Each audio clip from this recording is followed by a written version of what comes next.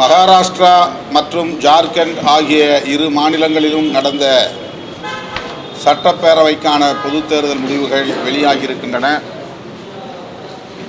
ஜார்க்கண்டில் காங்கிரஸ் தலைமையிலான கூட்டணி ஆட்சியை கைப்பற்றியிருக்கிறது. ஜார்க்கண்டில் காங்கிரசுக்கு எதிரான ஒரு சூழல் இருப்பதாக கருத்து கணிப்புகள் சொல்லப்பட்டன. ஆனால் அவ்வாறு இல்லை. காங்கிரஸ் கூட்டணி வெற்றி பெற்றிருக்கிறது என்பது மகிழ்ச்சி அளிக்கிறது. அதே வேளையில் மகாராஷ்டிராவில் கருத்து கணிப்புகளையும் மீறி பிஜேபி கூட்டணி 200க்கும் மேற்பட்ட இடங்களிலே வெற்றி பெற்றிருப்பது அதிர்ச்சி அளிக்கிறது. சொல்லப்போனால் கவலை அளிக்கிறது.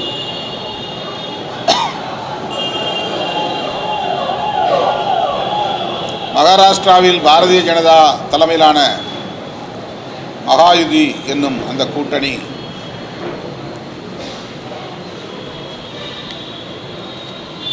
மிகப்பெரிய எண்ணிக்கையில் ஆட்சியை தக்க வைத்திருப்பது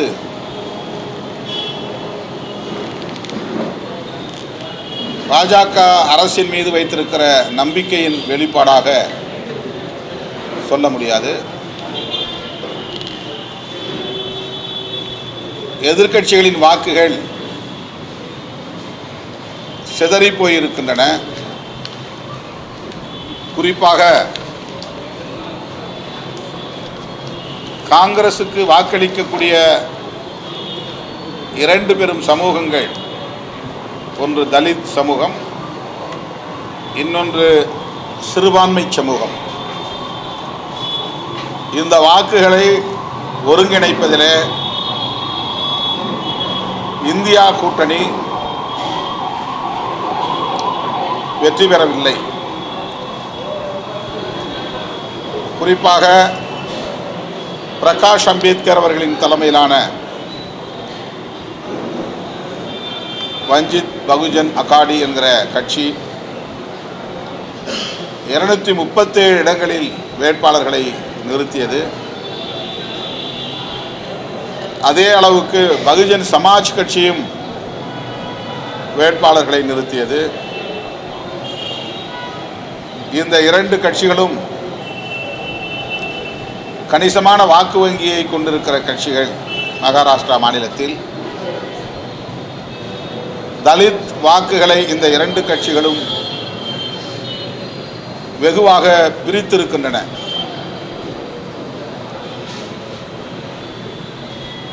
பெரும்பாலான இடங்களில் 1000-500 வாக்குகள் வித்தியாசத்தில் தான் பாஜக கூட்டணி வெற்றி பெற்றிருக்கிறது. அதேபோல காங்கிரஸ் கூட்டணியை சார்ந்தவர்கள் கூட பல இடங்களில் மிக குறைவான வாக்குகள் வித்தியாசத்தில் தான் வெற்றி பெற்றிருக்கிறார்கள். ஆகவே காங்கிரஸ் கட்சிக்கு வழக்கமாக வாக்களிக்கக்கூடிய, வெகுவாக வாக்களிக்கக்கூடிய தலித்துகளின் வாக்குகள் சிதறியது இந்த தோல்விக்கு முக்கியமான காரணமாக நான் உணர்கிறேன். இந்தியா கூட்டணியில் பிரகாஷ் அம்பேத்கர் அவர்களையாவது இணைத்திருக்க வேண்டும். அது நிகழாமல் போனது. இந்தியா கூட்டணியின் வேட்பாளர்கள் 3 பேருக்கு நான் மும்பையில் பிரச்சாரம் செய்தேன். 3 பேருமே வெற்றி பெற்றிருக்கிறார்கள். மலாட் என்ற தொகுதியிலே அஸ்லாம் ஷேக் வெற்றி பெற்றிருக்கிறார். ஆரே காலனி தொகுதியிலே ஆனந்த் பாலா பீனர் அவரும் வெற்றி பெற்றிருக்கிறார். தாராவியிலே ஜோதி ஏக்நாத் கெய்க்வாட் அவரும் வெற்றி பெற்றிருக்கிறார். 2 காங்கிரஸ் வேட்பாளர்கள், ஒரு சிவசேனா உத்தவ் தாக்கரே கட்சியின் வேட்பாளர். தமிழர்கள் அடர்த்தியாக வசிக்கிற பகுதியில் தலித்துகள்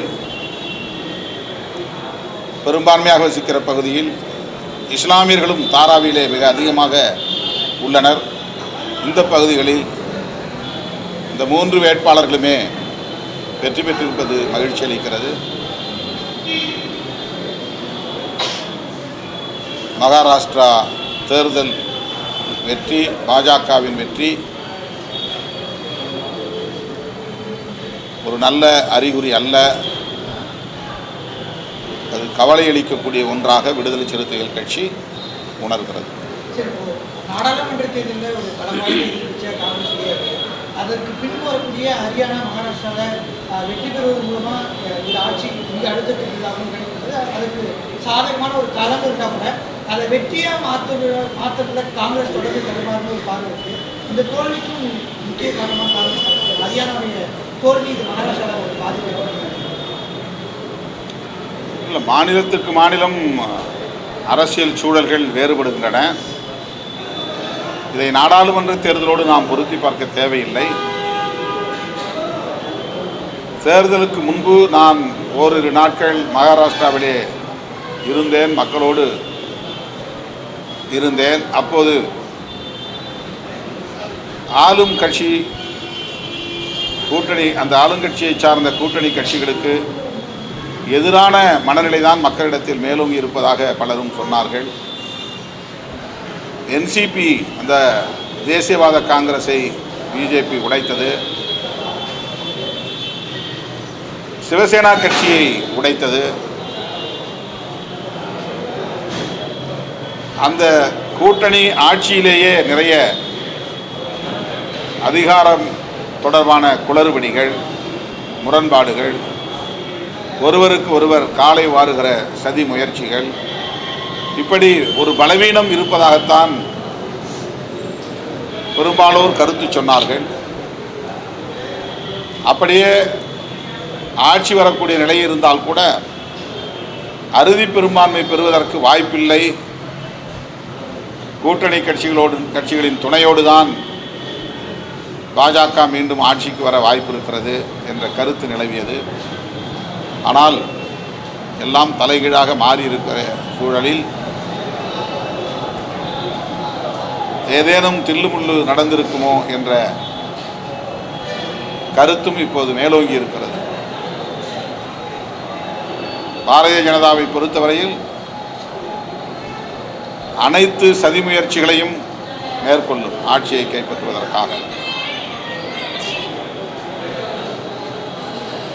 அப்படி மகாராஷ்டிராவில் என்ன சதி வேலைகளில் அவர்கள் ஈடுபட்டார்கள் என்பது ஓரிரு நாட்களில் வெளிச்சத்திற்கு வரும் என்று நான் நம்புகிறேன்.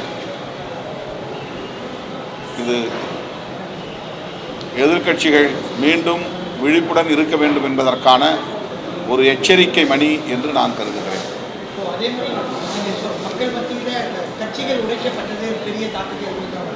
ஆனால் ஷிண்டேவும் அதே போன்று அஜித் பவார் மிகப்பெரிய வெற்றிகளை சந்திக்கிறாங்க.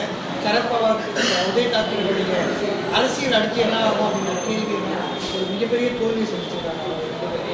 மக்கள் அவங்க பக்கம் தான் இருக்காங்க, நாங்கள் தான் உண்மையான சிவசேனா, நாங்கள் தான் உண்மையான தேசியவாத காங்கிரஸ் ஷிண்டேவும் இல்லை. 2 சின்னத்தையும் தேர்தல் ஆணையத்தை பயன்படுத்தி பிரிந்து போனவர்களுக்கே வழங்கக்கூடிய ஒரு சூழலை பாரதிய ஜனதா தன்னுடைய அதிகாரத்தை பயன்படுத்தி உருவாக்கி தந்தது. அது ஒரு பலவீனம். உத்தவ் தாக்கரே சிவசேனாக்காவின சின்னத்தை கட்சியை உடைத்து கொண்டு போன ஏக்நாத் சிந்தேவுக்கு கிடைக்க ஏற்பாடு செய்து விட்டார்கள். அதே போல் சரத்பவார் தலைமையிலான தேசியவாத காங்கிரஸ் கட்சியின் சின்னத்தை கட்சியை உடைத்து கொண்டு போன அஜித் பவாருக்கு கிடைக்க செய்து விட்டார்கள். இதுவும் ஒரு பலவீனமாகத்தான் கருத வேண்டியிருக்கிறது. ஆக பல்வேறு சூது சூழ்ச்சி, தில்லு முள்ளு தொடர்ந்து பாரதிய ஜனதா கட்சியினரால் மேற்கொள்ளப்பட்டு வந்திருக்கிறது.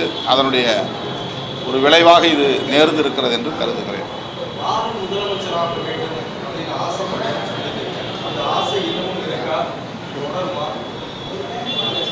எல்லோருக்கும் இருக்கிற ஆசை தானே. அதில் என்ன இருக்குது?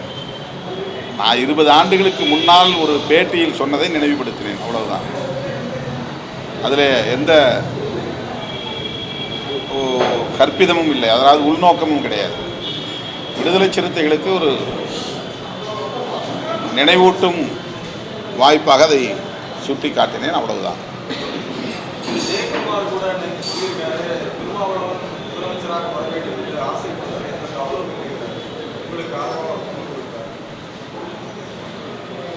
மகிழ்ச்சி, அவருக்கு நன்றி.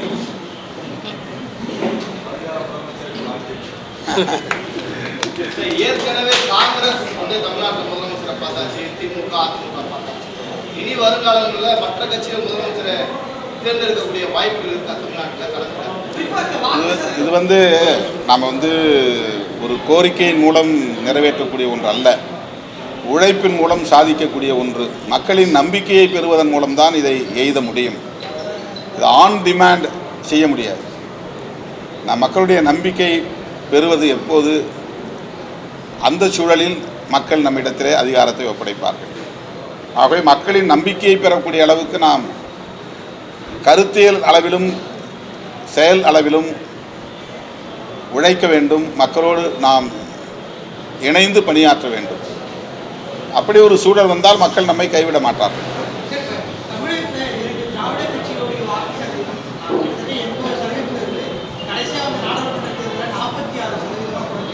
யாருக்கு?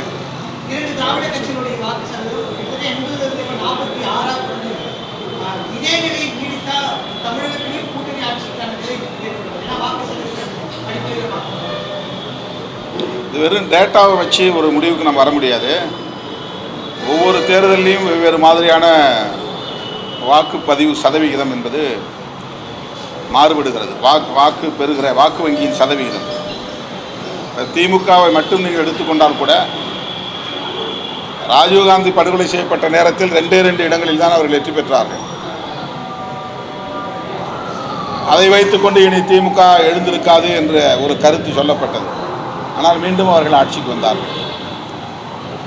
அதே போல அதிமுகவுக்கும் ஒரு நிலை இருந்தது. எம்ஜிஆர் இருக்கிற போதே ஒரு நாடாளுமன்ற தேர்தலில் 2 இடங்களில் தான் எம்ஜிஆர் வெற்றி பெற்றார்.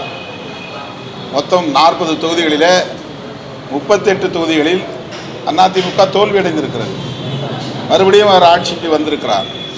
எனவே ஒரு தேர்தலில் பெறுகிற வாக்கு வங்கி சதவீதத்தை வைத்துக்கொண்டு அப்படியே அடுத்த தேர்தலில் அது சரிவை நோக்கியே போகும் அல்லது மேல் நோக்கியே போகும் என்றெல்லாம் முடிவு செய்ய முடியாது.